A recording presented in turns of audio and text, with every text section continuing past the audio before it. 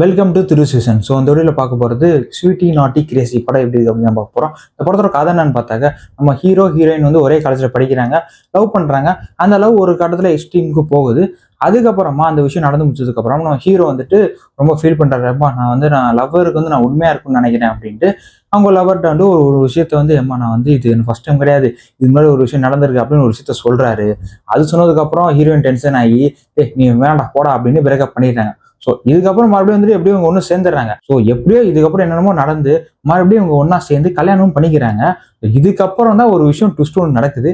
அதுக்கப்புறமா என்னாச்சு அப்படின்னு இந்த படத்தோட கதை. இந்த படம் ஒரு அடல் காமெடி படம், அதுவும் தமிழ் சினிமாவில் வந்து ஒரு அடல் காமெடி படம். ஸோ இந்த படத்தோட ஃபர்ஸ்ட் ஹாஃப் செகண்ட் ஹாஃப் ரெண்டத்தை பற்றியும் பேசுவோம். ஃபர்ஸ்ட் ஹாஃப் பொறுத்தளவுக்கு வந்துட்டு ரொம்ப வளவளன்னு போட்டு இழுக்க ஆரம்பிச்சிட்டாங்க. அதுலேயும் அடல் காமெடின்ற பேரில் வந்துட்டு நிறைய விஷயம் பண்ணியிருக்காங்க. பட் அதுல ஒரு சில விஷயம் தான் ஒர்க் அவுட் ஆச்சு. மற்றபடி இனியாம வர போர்ஷன்ஸ் எல்லாமே சூப்பரா இருந்துச்சு. அந்த கிளாமர் வைஸா வந்துட்டு அந்த போர்ஷன்ஸ் உண்மையிலே சூப்பரா இருந்துச்சு சொல்லலாம். மற்றபடி பெருசா வந்துட்டு அங்கங்க கொஞ்சம் சீன்ஸ்லாம் வச்சிருந்தாங்க, அதெல்லாம் நல்லா இருந்துச்சு. நான் எந்த சீன் சொல்றேன் உங்களுக்கே தெரிஞ்சிருக்கும். செகண்ட் ஹாஃப் பொறுத்த அளவுக்கு வந்துட்டு சத்யன் தம்பிராமையா வருவாங்க. அவங்க வந்து கொஞ்சம் காமெடி பண்ற விஷயம் வந்துட்டு கொஞ்சம் அங்கங்க நல்லா இருந்துச்சு. அண்ட் செகண்ட் ஹாஃப்ல கிராமர்ஸா பெருசா எதுவுமே இல்லை. அண்ட் இருந்த விஷயமும் பெருசா இம்ப்ரெசிவா இல்லை.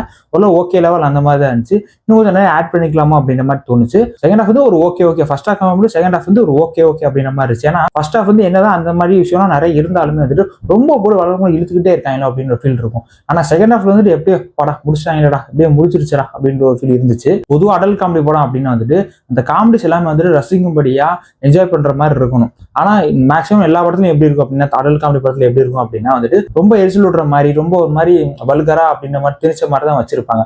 அந்த வகையில் இந்த படத்துல வந்துட்டு அந்த மாதிரி விஷயம் எதுவுமே இல்லை. ஏன்னா மேக்ஸிமம் எல்லா காமெடிஸ் வந்துட்டு காமெடியே ஒர்க் அவுட் ஆகிற விஷயம் கூட வந்துட்டு ரசிக்க முடியாது, ஒரு மாதிரி ஓகே அந்த மாதிரி ஃபீல் தான் இருந்துச்சு. ஒரு சில விஷயம் தான் வந்து கொஞ்சம் ஏச்சு விடுற மாதிரி இருந்துச்சு. அதை கொஞ்சம் மாத்திருந்தாங்கன்னா இன்னும் இந்த படம் வந்து நல்லா இருந்திருக்கும்.